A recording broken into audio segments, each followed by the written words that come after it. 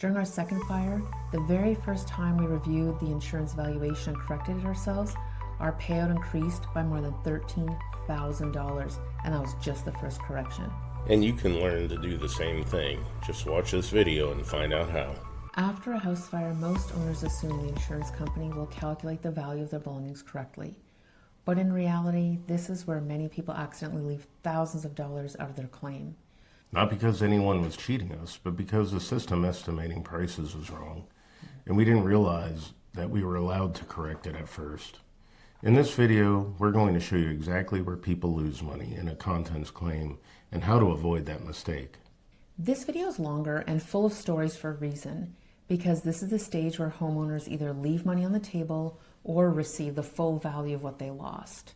You don't need to exaggerate anything, but you also should never undervalue your belongings.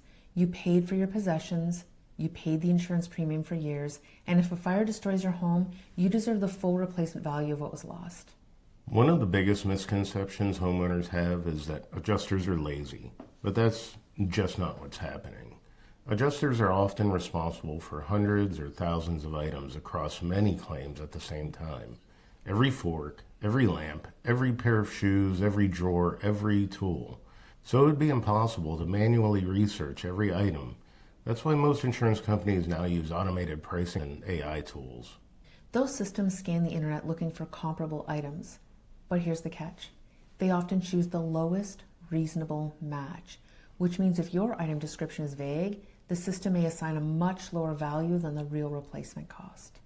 Later in this video, we're going to show you some surprising examples of how this happens, including how our spice collection was valued at 19 cents each, why a single beer can was reimbursed as a full six-pack, and even how half-used homeschool books were replaced at full price. Once you understand how the system works, you start seeing belongings very different. During our second fire claim, Scott spent hours reviewing the inventory line by line, looking up the actual replacement value of items.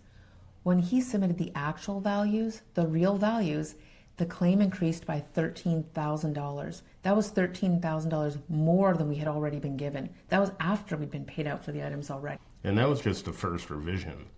The first time we went through a fire, we didn't know that we could do that. We assumed that the numbers the insurance company provided were final. Looking back, we now realize we left a lot of money unclaimed, and we don't want you to make that same mistake. One of the most ridiculous examples involves spices. We had a very large collection of specialty spices. Many were from Penzeys. Some were purchased while traveling overseas. When the automated pricing system processed them, it valued each individual spice at 19 cents. 19 cents. But many of those spices cost $5 to $15 each. Once we submitted accurate product links, the reimbursement changed dramatically. That one category alone increased the payout significantly. Another surprising category involves items sold in sets. For example, beer. We had several cans left from six-packs. You can't buy one replacement can from a six-pack, so the claim reimbursed the value of the entire six-pack for each one. That shocked us. But it makes sense. Insurance reimburses based on how the item must be replaced. And if you can't buy one item, then you have to rebuy the whole set. You said we have several cans from six-packs. We had severals of individual cans from six-packs. Yes, we had a lot of individual beers from six-packs. Yep. Another example is glass food container sets, the kind you buy at Costco. After a fire, plastic lids are usually thrown away because smoke residue embeds in plastic. But the glass containers can sometimes be cleaned and returned. Now you have a glass container with no lid, and the lids are not sold separately. So the replacement becomes the entire set. Our home also had a lot of used homeschool materials, half-used workbooks, curriculum sets, printed worksheets. Even if a workbook is partially used, it must be replaced with a new workbook. You can't buy a half-used replacement. So those materials add up quickly. Books, binders, printer supplies, paper. All of that belongs in the claim. A family member once gave me about 50 fabric coat hangers. They weren't cheap ones. When we counted them in the inventory, the reimbursement was significant. And because they'd been given to me, I actually gave the money back to the family member. But the key point is this. Just because something was free to you, it doesn't mean it has zero replacement value. Yeah. The one mistake I made during our second fire involved houseplants.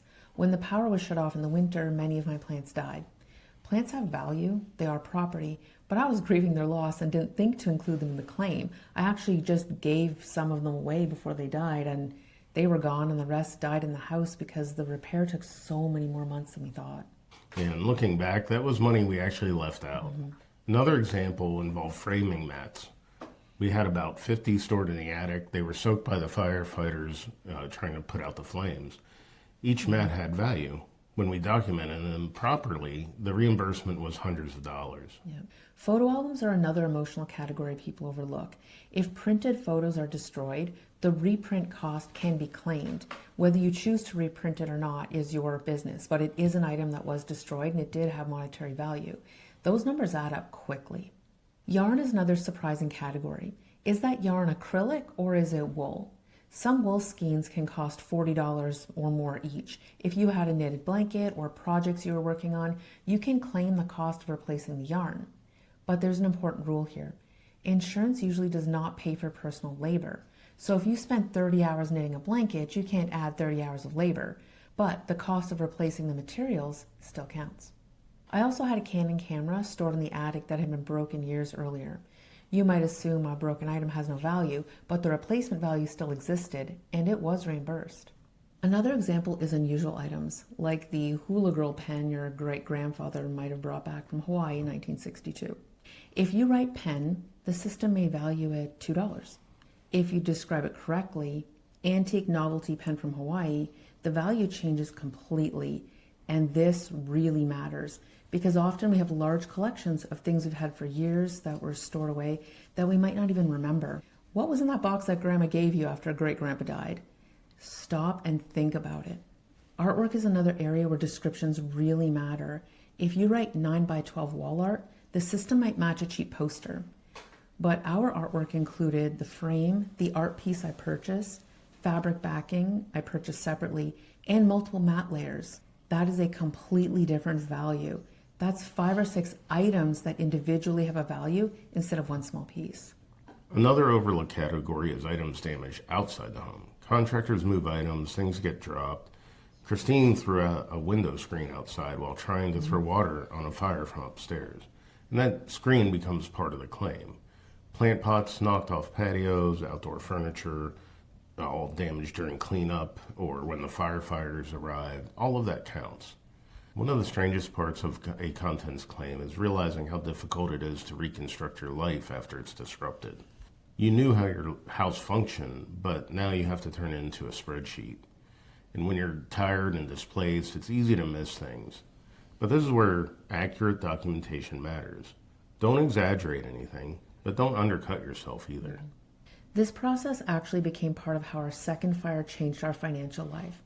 We eventually leveraged parts of the recovery process into a completely different lifestyle. We'll talk about that in future videos, but for now the goal is simple. Make sure you receive the full value of your belongings. Once you understand how claims are valued, another question appears. How does the insurance company actually pay for those losses?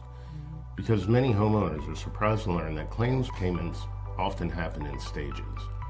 Some payments come immediately, and others only arrive after you replace the item. Yeah. And understanding that system can make a huge financial difference. In the next video, we'll explain exactly how insurance payments work after a fire and how understanding that structure can help you recover even more of the value you lost. So if these videos are helping, please stay and subscribe.